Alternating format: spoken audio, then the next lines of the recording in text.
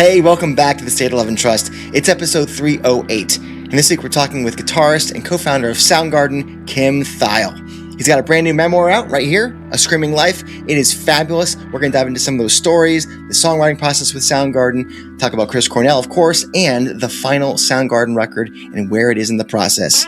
It's all next with... Hi, I'm Kim Thayil from Soundgarden, and this is the State of Love and Trust.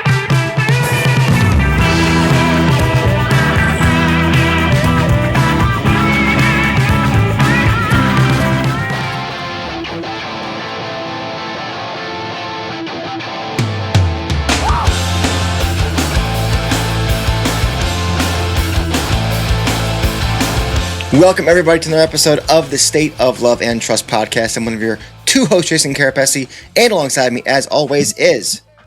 Paul Ghiglieri. Paul, we've got a hell of an episode today, a great interview with someone who we have, I don't want to say idolized, that's a little strange, but we've loved this guy and his music for a long, long time.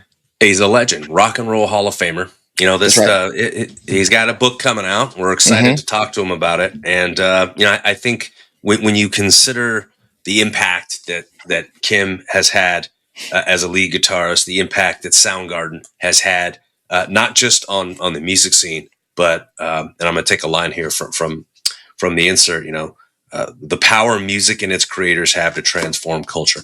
I think that this is the kind of conversation where we will have a better understanding of how and why Kim could be part of an entity that could transform culture. And I've said it before, and I'll say it again, but I was at the Rock and Roll Hall of Fame induction, and I was moved to find dust in the room, shall we say, a number of times, to fucking heavy metal, rock and roll, and it was great. And talking to Kim makes you realize how deep these guys are and why the music means so much, even if you don't realize it at the time, if you're consciously. Before we get to Kim, though, please go ahead and like the video here on YouTube, subscribe to the channel, hit the bell for notifications, and if listening only, you are rating, you are reviewing, and hopefully subscribing on your preferred podcast platform of choice. Feed that algorithm the way you would feed an FM dial on a transistor radio. That'll make a lot more sense. Just going to say that'll make sense in about 20 minutes or so. If you want to follow us on social media, all the links are down below in the description of this video or pod. And if you want to support the show, there is Patreon or the Pod Shop, all kinds of fun stuff, including the hat that I'm wearing and the shirt that Paul's wearing. Maybe a mug. Maybe a mug. Maybe a bandana for your pooch. There's some weird shit in there. Anyways, let's get to it. He is our guest this week. He is amazing. The legend, Kim Thayil.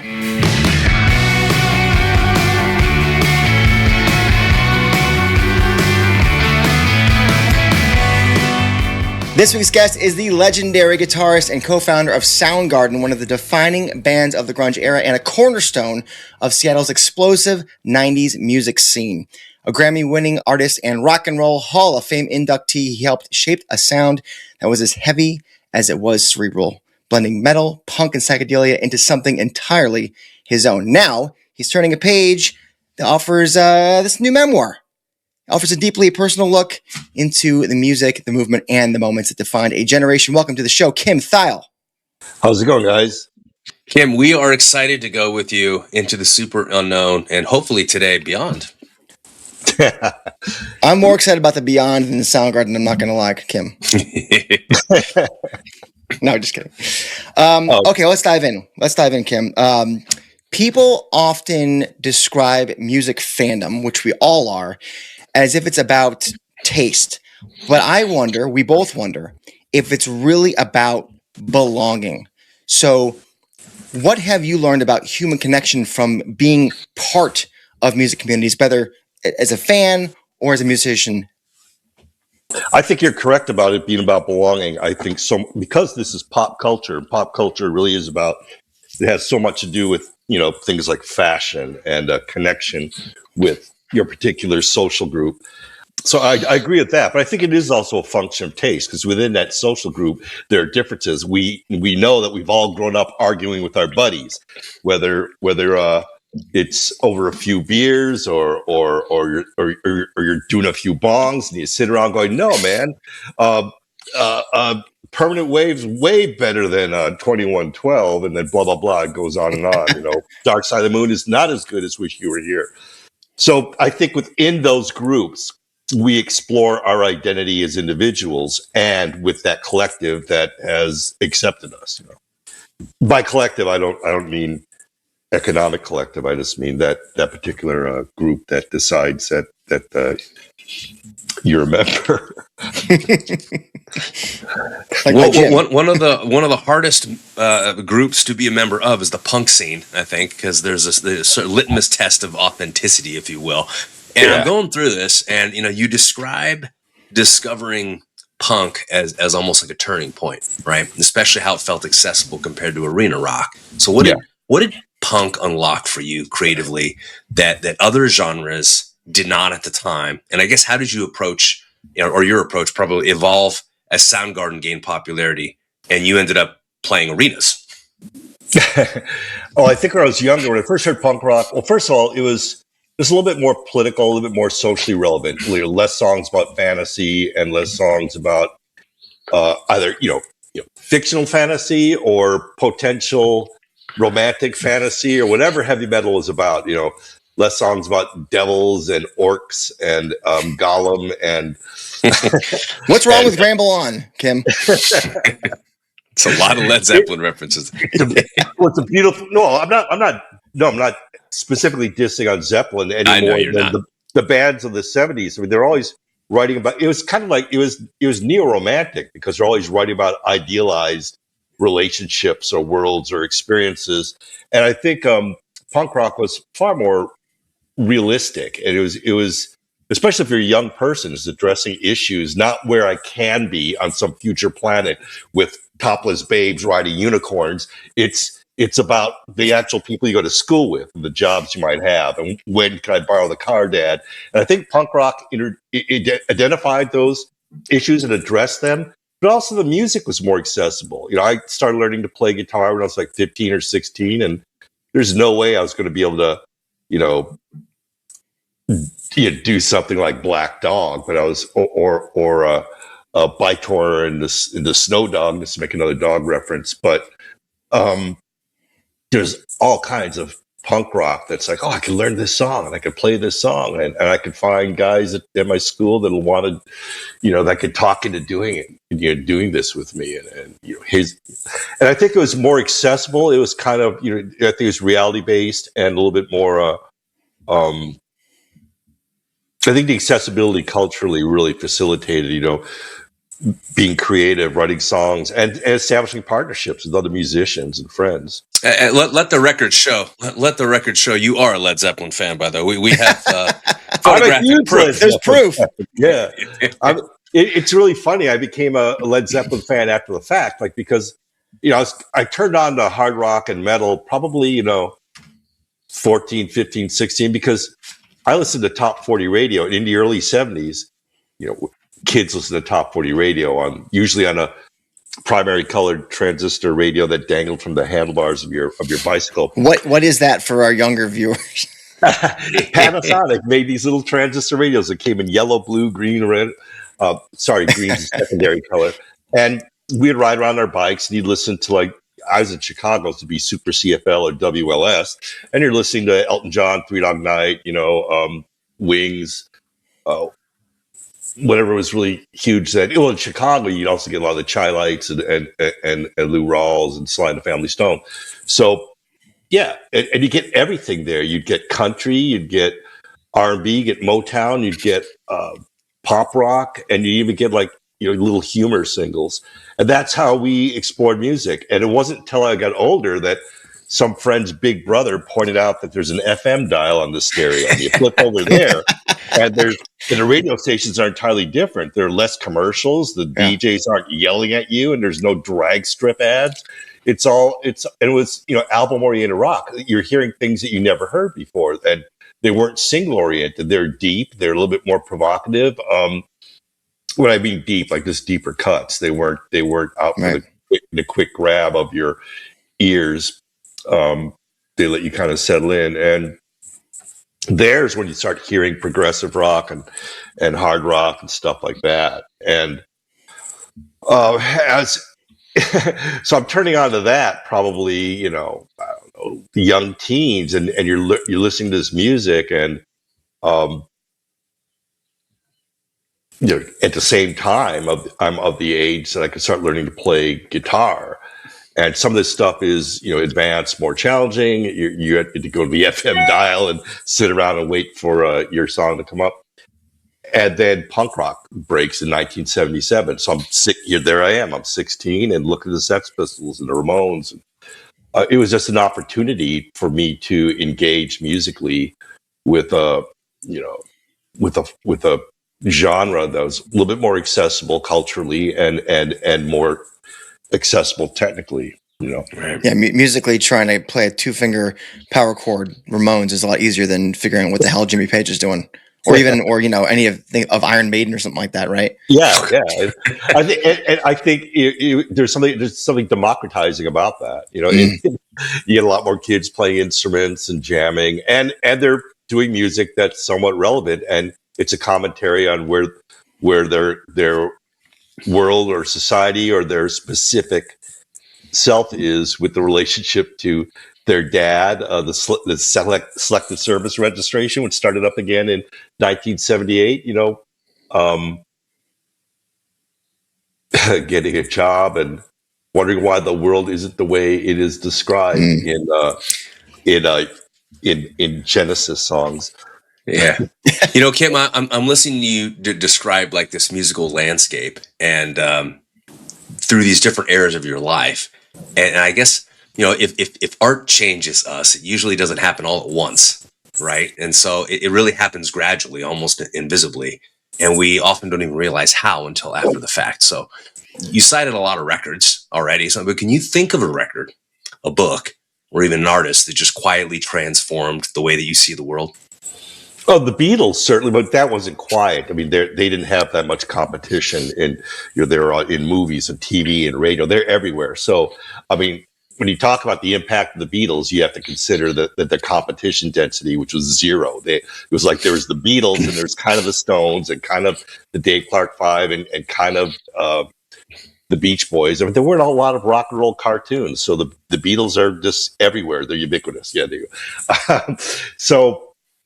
So that was pretty overt, but I'm talking about something that, if what you're saying is something that had its impact on me without me being aware of it, I guess in general, American popular culture, and specifically in Chicago, probably was a soundtrack to aspects of my, you know, growing up. Even if I didn't choose to listen to it, even if I didn't pursue that, because it would be in the convenience store or at the school or at the school assembly or at the whatever, at the shopping mall or on someone's car radio, just everywhere, blasting out on a beat somewhere from someone's stereo. So we're all slaves to the algorithm, is what you're saying. Well, I mean, this is at least a pre algorithm in terms of communicating pop cultural content. It was just, if I want to listen to Led Zeppelin, if I want to listen to Sex Pistols, I got to really dig deep to, like, you know, I'm gonna have to get the record because it's probably not going to turn up on the radio.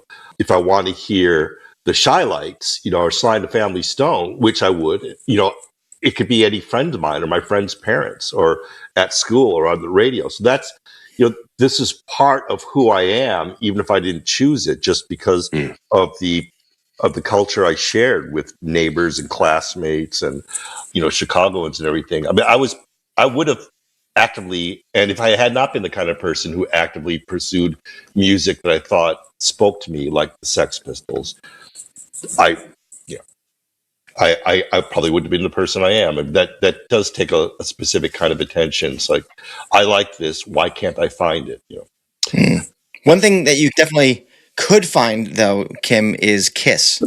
And I know There's a very funny story in this book. I'm going to make everybody read about Gene Simmons. We're not going to tell it because we got pushing paper here. So I'm not going to spoil it. But as a kid, you were a huge Kiss fan. But you said that it was they were inaccessible financially and culturally. So how did that distance shape your perception of what being a musician meant? And did achieving success later on ever make you reflect differently on those early barriers? If you're talking about the idea of rock star as being something that's kind of in the pages of a magazine, I think Soundgarden, I think certainly Chris and Hero and Matt were very, and Ben too, we were very aware of that. We were aware of that distance. We were aware of the connection that indie music and the punk underground allowed between fans and creators and your record stores and magazine producers, fanzine producers. I mean, everyone was kind of had similar access, to this information, because you weren't gonna get it off of your network TV or cable TV. And this is pre MTV, right?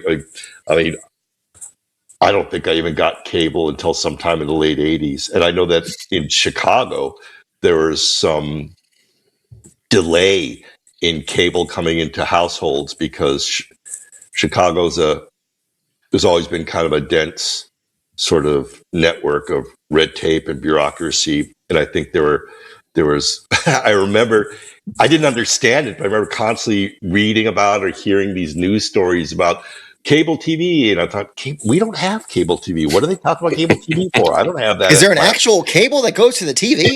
Yeah, I don't know anybody that has this cable TV, and there's a reason why we didn't, because there was arguments about access, the infrastructure. There's arguments about union, about just who gets the rights to distribute it, and how do we build the infrastructure? What needs to be built? Who accesses? And these arguments and debates were both political and economic, and they went on for years. And I moved to Seattle in '81, and I think sometime a few years later, my friends back in Chicago are like, "Hey, man, so we got cable TV now. We got this MTV, and we can get Showtime and HBO." It's like, what are these? So, I don't know if that answered the question. I'm sure it kind of is a digression. Well, I don't think I mean, again, it's less about answering the question, right? I think a lot of great art doesn't provide answers. It asks better questions. That's correct. So when you think then, Kim, about the songs that have stayed with you for decades, what questions do they keep alive inside you? Well, I think, there are a lot of great bands and artists, whether it's in music or painting or sculpture, literature, film. They do explore ideas of identity, and I think certainly we did. Not just identity with recognizing yourself, but also recognizing yourself in social contexts, in sometimes in metaphysical contexts. And I think the latter might have been explored more by progressive and heavy metal bands, I suppose. But those, and I think you're right. I think the exploration, the adventure, the questions are where you find that, your place, and not in the answers. The problem is often people soliciting answers. That's where the dogma comes in, right? That's one of the problems with religion. I don't think there's necessarily an inherent problem with mysticism or faith if it means you're exploring and answering the question and asking the questions. But if you think you got the answers and then you start sharing that, then that's where you get into these problems with pseudoscience and superstition, a lack of humility, dogma, damaging self-righteousness, and damaging relationships and societies, and interfering with politics, like a situation we kind of have now. I just remembered I didn't answer entirely the earlier question about Zeppelin, but when I went back to access the AM radio, the FM radio thing, the AOR, learning how to play, then punk rock comes out. So I really started exploring punk rock. So even though I liked things like Zeppelin and Sabbath and Blue Oyster Cult, but I kind of made this detour into like the Ramones and Devo and the Sex Pistols and the Clash and stuff. So I had to come back around to it. And that it was during the early years of Soundgarden, where people like Jack Endino or Mark Arm or Buzz from the Melvins would say, man, how do you take a jazz drummer and a blues bass player and this guitarist that sounds like Clapton and a singer sounds like Jim Morrison, and you put it all together and you guys sound like Sabbath? And then we'd have people start saying, you remind me of this band Budgie, or you remind, it's like, okay, so we go and re-explore those, our friends, Big Brothers, or in the case of Jack Endino, he had all the Sabbath records and all the Budgie records. So he'd loan me these things, and I'd turn around and loan him my Big Boys and Minutemen records, and he'd loan me my Budgie records and Hawkwind. And so that's kind of what we did, and I'm the older guy in the band by a year. Hero's a year younger than me. Matt's, I think, a year younger. Chris is 3 years younger. So it was kind of similar for them, is referencing Big Brother's record collections and coming back around. It's like everyone says we sound like Zeppelin, or they say we sound like Sabbath. How did that happen? We thought we were just being trippy, And we listened to it. It's like, oh yeah, that's kind of cool, And then we kind of started falling in love with it after the fact. So people were saying, journalists were saying, this is obviously Soundgarden's roots. And we were saying, where are you getting that from? It was not our roots. It was what we thought was this progressive, psychedelic. We called it acid punk for a while before the grunge moniker came on. We decided we're kind of like being acid punk. And then what we were doing with Chris's particular voice and the way I would kind of noodle. And we had a drummer who's 10 years older than us, Scott Sundquist, who kind of cut his teeth on things like that, Hendrix, and he was really into the sonic. So he liked punk rock, but he was of that era when he had his progressive, heavier, trippy music. So he's drumming like that, and Chris is singing, and he has that. He can do that. I mean, his voice is kind of in that, Jim Morrison, Robert Plant sort of area, and I think I'm being all trippy, and next thing you know, we sound like people are telling us we sound like Zeppelin or Sabbath. So that's what happened there, and we re-explored that aspect of our that content in our record collection, and thought, yeah, that's not bad. That's cool. Your discography is very much in the bookshelf of your friend and our friend Mark Mengi, who we have spoken to many times about King Ultramega. And I think we both think it's a fantastic project. That's awesome. Cool. It's so cool. And when I finally heard that you were on a track along with Alyssa Whiteglass, I was like, okay, Mark, give it to me early. And I had to beg him. So that track is The Day I Tried to Live. And you had to go back and learn Chris's parts.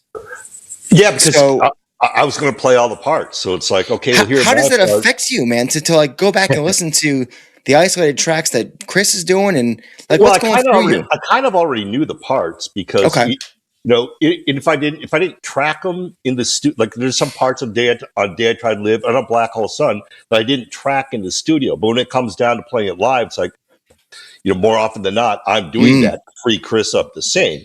I mean, for Chris, the guitar was kind of an in-tune metronome to orient himself in the song, right? And to help him pitch his voice. Well, a lot of singers do that. Certainly Eddie from PJ does that. So you have the chord there. You can orient your voice within the pitch and the melody and the harmony, and you've got the rhythm. And Chris, being a drummer, is going to be excellent at that. So if you watch singers play guitar, it's their elbow, it's their metronome. And you know what that looks like, stabbing the rabbit. But a lot of lead guitarists play with their wrist. So stabbing the rabbit. Where is that? What's that like? It's got to be like a Kids in the Hall or a SNL reference from like the 80s. You need the FM dial to find that band. So. If you're watching the videos, it's Chris's elbow. That's his. Right. Matt plays drums like that too. Plays guitar like that as well. You might even notice that a bit with Dave Grohl, who's the drummer. So many drummers out there play guitar. Phil Collins and end up being lead singers. Sorry, become frontmen. Phil Collins, Zappa, etc. But yeah, that's the. So I would have learned the parts live, and so live recordings might have me playing that part. But this is the first time to actually do it in the studio. I think the reason why I had to re-reference and go back and learn it is because it's been years. We haven't been able to play those songs since 2017. So when Mark called me up, it's like, oh man, I got to try to remember all these parts. It had been quite a few years. So, but it ended up not being that difficult. It all came back to me. I think, I didn't play the slide part on Day I Tried to Live. I could say that Chris didn't really play it either. It was kind of cool and funny how we did that in the studio. None of us could really play slide. So if you try to do it, if either of you have played guitar or play slide. I am not Greg Allman reincarnate. I can tell you that much. That's for show, Kim. That's not really. Well, if you want to be blown away, listen to anything by Derek Trucks. I mean, he's not just technically great. I mean, it's beautiful. It's incredible.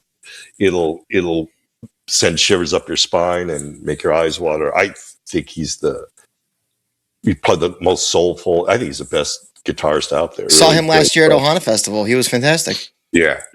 I mean, he kind of, especially now that Jeff Beck's not with us, it's like Derek Trucks, man. He's the guy. So if you attempt to play slide, you don't know how to play it, and you're trying to play on one string, all the strings are going, if you don't know how to mute, if you can't palm mute or you can't mute with your slide hand. So what we did in the studio is just take off all the strings except for the operant one. So you just have this guitar with one string. It's probably creating havoc on the neck and the intonation. And then he's just kind of sitting there with it on his lap, like a lap steel. Yeah, and just this one string. It's like and cut, take again. I'm like, well, man, what'd you call? I could probably do that. And I'm a little bit tighter vibrato. Let me try that. And then it's just the silliest thing. It's like, because it's really hard to extract, a soulful interpretation out of just right. So did you do that again when you re-recorded the song? Did you take off all your strings? Okay. No, because I learned I know how to palm mute and I can hand mute, but I'm not really good at slide. It's a different technique. But I was able to mute the things I needed to mute in order to just sound the string that I'm playing. That doesn't mean that I'm playing slide well, because I don't. But I can certainly just sound the thing that I want to sound and mute everything else. And so I did that. As a matter of fact, hold on. I'm wondering if I even did for the King Ultramega. I don't even remember if I did the slide or not. I might have just shenanigans, Mark. Shenanigans. No, I mean there may not be any slide. I may have played the slide melody, just kind of trying to play it fluidly, just kind of without a slide cylinder, but actually just kind of moving my finger in a slightly bendy way to try to give it a fluid sort of a. You cheated. It's fine. Or I played a very soulful, vibrato. There we go. That's the story. We're sticking to it. We're running with that one. But I don't recall. It may have been. I know. Here's the things that I know. I was trying to track by playing an actual slide, and who knows? Maybe after like half an hour of that, it's like, you know what? I'm just gonna play the melody without the slide. So I'll have to listen to it again. Going back, playing Chris's parts, just re-experiencing some of those days, reading this book, obviously for me, it was just a wonderful immersive experience, but for you, it's like a time portal. You know what I mean? When you think about your relationship with Chris, do you experience it more as a fixed story from the past, or is it something that continues to evolve as you reinterpret it over time? That's a great question. I think the latter, it's dynamic. There are fixed events, and there's a fixed series of events. You can't change that. Right. But if you recall it, you put yourself into it, and you can kind of move it around in space. It's like you think to yourself, what was the context of this conversation or exchange or this event? How did it impact our bandmates? How did it impact people who work for us? What could it have been that, for instance, if you're specifically talking about, events or exchanges that were shared with Chris, and there's certainly more between he and I than any of the other bandmates, with the he and Hero did live together for a number of years, but then Hero left in '89, so we kept on. You get older, you learn more about yourself, you learn more about relationships. You think, oh, I might have misinterpreted this thing that he said or did, or did he think I meant this when this happened, or when we were debating this decision, regarding the band or whatever. Where was the miscommunication? Was there miscommunication? Miscommunication, and if so, where was it? Or did everything go along as it should? Chris was a great listener. He was the last one I had to worry about when exploring any particular idea, whether it's business or aesthetic, because he was sharp. He learned really quick, but he listened, and that's how he learned quick. Is his ability to kind of pay attention to what other people were saying, and he would discard. I told him he had a great crap detector. That there's so many meetings we have with record industry people, or management people, or this or that, or producers, and he would take the content that was not germane or relevant to the decision he had to make and just discard it. And I'd watch him do that, and I thought, great, man, that's fucking great. And he would convey that to the rest of us. Sometimes you have to do it repeatedly. It's like, so guys, I know they're saying this, but none of that's important. This is what is going to impact us. That's like, correct. And sometimes often that insight would come from me or Chris because of our length of participation with the band, but it would also come from Hero or Ben or Matt. And when it did, then it was on them to communicate that particular insight and for us to listen. And that's where the problems start breaking down, just in human exchanges as they are. Well, Chris helped all that. He was great at that. As we all know, May 2017, you guys were traveling back to Seattle from Columbus after the news. And you wrote in the book that you guys, there was a lot of alcohol being consumed. And what's interesting I think drowning the sorrows. Yeah. Might have been a way to put it. Well, what's interesting about how you wrote it is that, most discussions of alcohol focus on its ability to numb pain, as you're saying there. But in your description in the book, drinking seemed to do the opposite. It kind of made your emotions more accessible and allowed grief and connection after the service. Like, it did why do you think alcohol? It did a lot of things. It was just like ping ponging. It was up and down. It was. The whole thing still seemed unreal, and it went on seeming unreal even while we were at home. There's for me personally, there's this strange disassociation from people who are important to me, family, friends, my girlfriend. It just everything just seemed unreal, and it that persisted for a long time, and the drinking may have allowed access, tapping into those emotions, but not as much as the camaraderie did. Is just looking at the people you're in the foxhole with and sharing that. And some things didn't need to be said because you're both feeling the same thing or impacted in the same way. You would try to articulate, and it's the words wouldn't happen. I'm a pretty loquacious person, and here I am, with what is gab fuel, vodka or beer, and it's just not happening. It's just you just say stuff and it's just nonsense, you know, and all you can do is either just laugh or just fucking sob forever. And that's what was going on with everybody. And it was like dominoes. You just get silent, and then just bam, someone would break down. Then everyone's just breaking down. You know, it was pretty weird. There's a lot, you know. So much about what made Soundgarden successful, I think, was the exchange of ideas. You know, compromise, blending colors to create something new. Can you, when you reflect back, can you tell us something that each of your former Soundgarden bandmates said to you or showed you that still lives with you to this day? I'm trying to recall those. Yes, I probably could. And I think I encountered those when writing the book, and just sometimes being reflective and contemplative of these relationships. You talked about in the context of music or socially or anything, or whatever comes to mind. I mean, I think your relationships with your bandmates extended beyond just professional. Yeah. You know what I mean?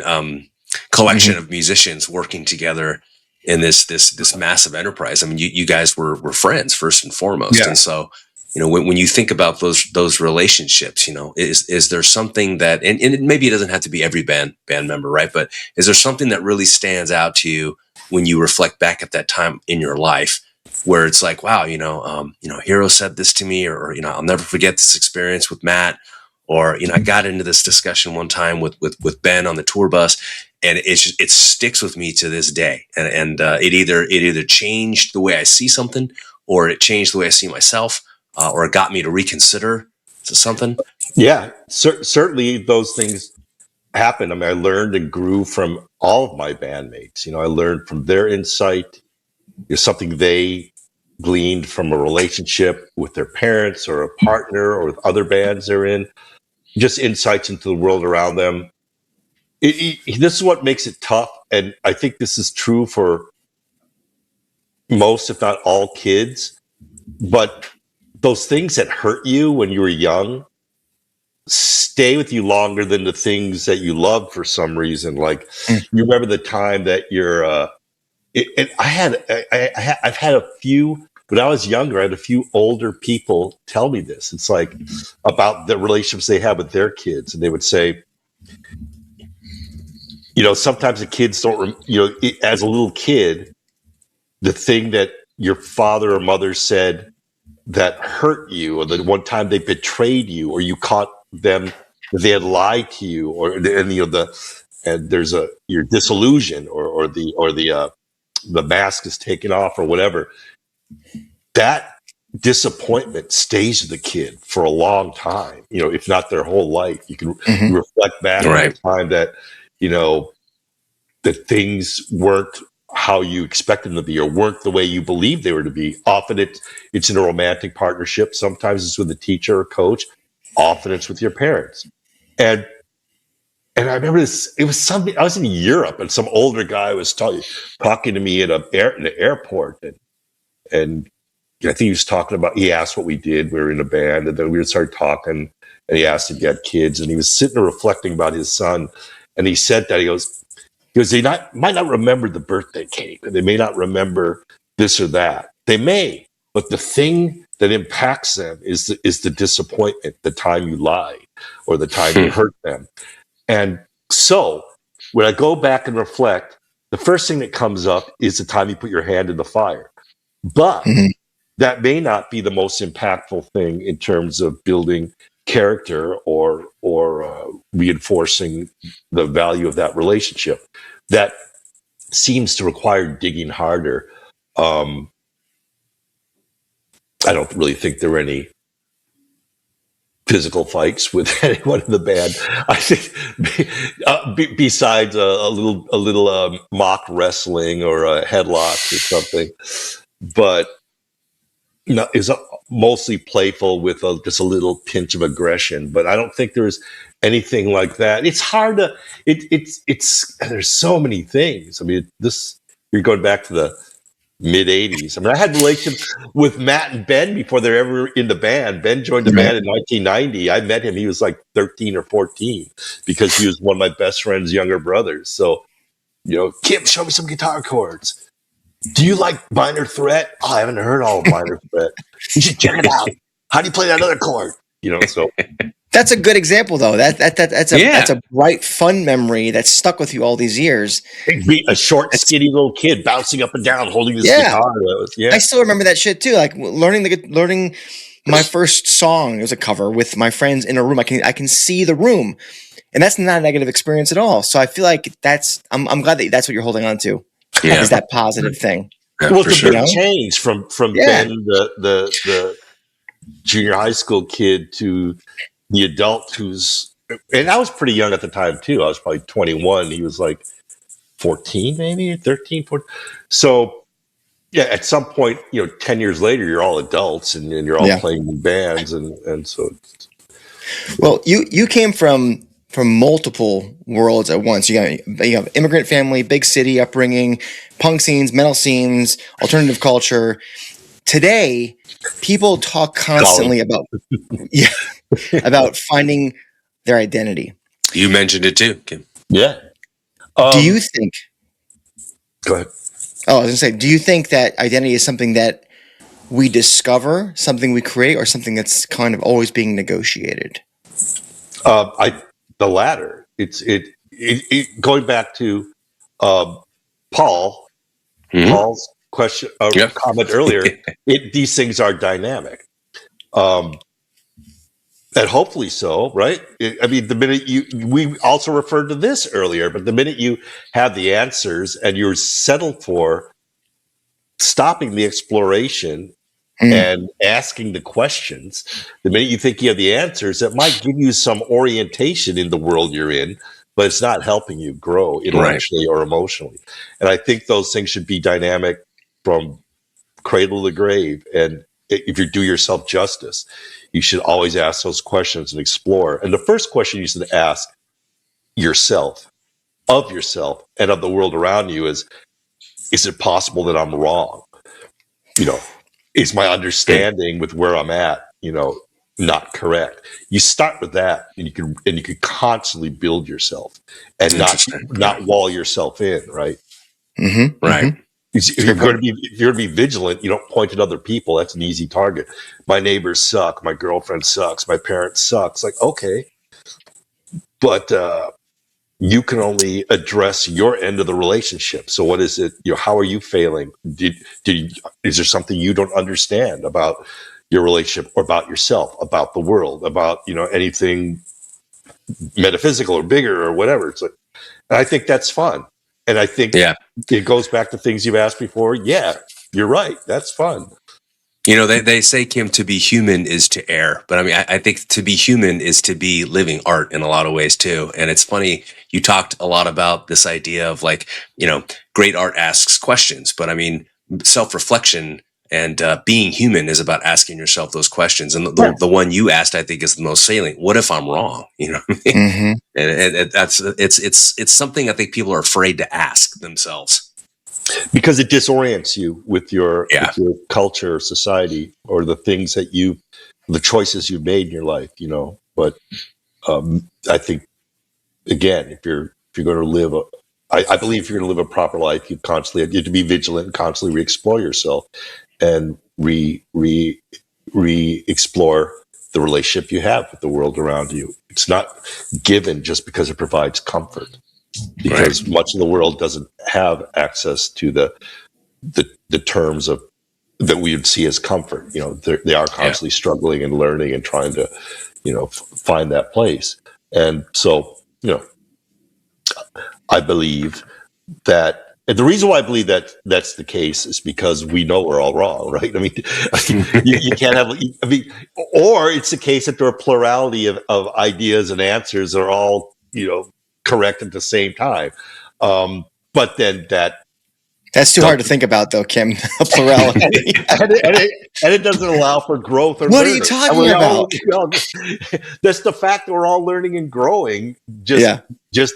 Just contradicts that last thing about there's a lot of right things. It's sure. It's like that was a weird hippie thing that was kind of going in the Seattle scene in the 80s.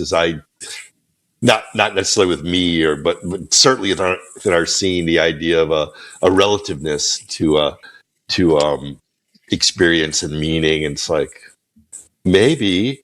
So are you saying it's just arbitrary? You just pick something that fits and go for the rest of your life like that? So I think Kendrick Lamar said it best: "Sit down, be humble." Yeah, I think it's a good point. Yeah. Kim, we cannot let you go without asking about this final batch of songs that you guys have been working on for a while. And I know you've been in the studio, and it's been a long, long journey. So how are you feeling about this process for this final Soundgarden record? And is there any update we can give our audience on that? In terms of the process, the goal is gold. It's difficult because it's atypical in the way we're pursuing this recording. We're missing, a creative member. Fortunately, we have his work, so we understand, that aspect of his vision, and we have to understand what our, vision is from our creative viewpoint, because a lot of these songs were written with us or by us, Chris or Matt or Ben or myself. So we have to explore that kind of down one person, but also the whole process is not as obviously linear. There isn't a start point and then a budgeted schedule and an ending point. There's kind of a series of sideways moves and retroactive, visitations. It's like, oh, we have to go back and fill this in because the track we have is just a demoed part, and I got to redo that guitar part. So that's unusual and very different. And again, the budgeting of the time and the money is also different. It's not like here we're going to go in March and we'll finish by May, and hopefully by May we'll be doing the background vocals and guitar solos, and then we send it off to mixing. We're kind of fitting it in with the schedules of the individuals, the producers, engineers, Matt, Ben, and myself. And it's emotionally difficult and challenging because we tended to write songs that we liked, songs that we enjoyed, songs that moved us. So if it didn't do anything for us, it probably weren't going to pursue it. So it is moving us emotionally, intellectually, psychically. So you're constantly re-exploring that within this context. And that's different. That's a trip. So the fact that we love it, we enjoy it, we enjoy the goal, we enjoy where we want to be, where we want this project to be, that makes it pleasant and a labor of love. The process is different and at times difficult, but the goal and the end game of the project is, the best that we can have. Goal is gold. Well, listen, I feel like I can speak for a lot of people when I say, take your time, do what makes you feel good, and we'll be sitting here waiting patiently to take the record and put it on the record machine back there and blast the shit out of it and celebrate you guys as we always have over the last fucking 40 years or some shit, whatever it's been. Right. I appreciate you taking the time with us. This is like Absolutely. Stop 42 of the Kim Thayil book tour, and I'm stoked that you can hang out with us for a minute. Screaming Life is available, now because it's June 9th, wherever you're listening or watching this. And guys, it's fucking Kim Thayil.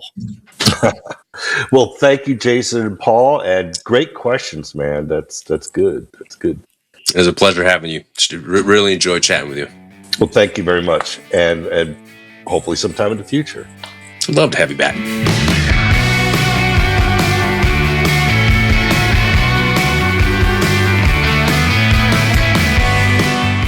Thank you again to Kim for taking the time to talk to us and to get deep on this stuff and his fabulous, fabulous book, A Screaming Life. Did we get to the Beyond, Paul? I feel like we did. My favorite part about speaking with Kim is he just has this innate ability to unpack, and I think that comes with a mixture of authenticity and a willingness to be vulnerable and to quote him, to admit when I'm wrong, right? And I'm not saying that Kim was wrong about anything per se, but just his willingness to even pose the question allows conversation to just reach new levels, to go to the super unknown and beyond, if you will. So really, really loved that conversation, and hoping for more discussion with Kim in the future. Absolutely. We appreciate you guys for being here with us on the channel or listening on the pod, wherever you do that. If you are here on YouTube, go ahead and like the video, subscribe to the channel, hit the bell for notifications. And if listening only, you are rating, reviewing, and subscribing on your preferred podcast platform of choice. Feed that algorithm from the super unknown and beyond. By the way, the Beyond is on pages 172 to 224, if you're curious at home. If you want to follow us on social media, keep up to tabs with us over there. All the links are below. And if you want to support the show, there is Patreon with a great community and the Pod Shop, which has fun stuff for you to wear or use. So anybody who's done that, we thank you very much. Indeed, more great stuff to come over the next few weeks, and more interviews, more discussions. We're very excited. It's getting hot in here, though, Paul. The summer's upon us, so we better get out of here. Well, Nelly, it's time to sign off then. What is that from? It's Nelly? getting hot. For fuck's sake! I thought you were gonna go all like old school and give me like a what's the guy with the Goodnight Gracie? Who's that guy? Goodnight Gracie. George. You're gonna give me George Burns, but no, I'm dating myself now. With George Burns references, Christ. Anyways. We'll see you next week, and until we do, you've been listening to or watching The State of Love and Trust.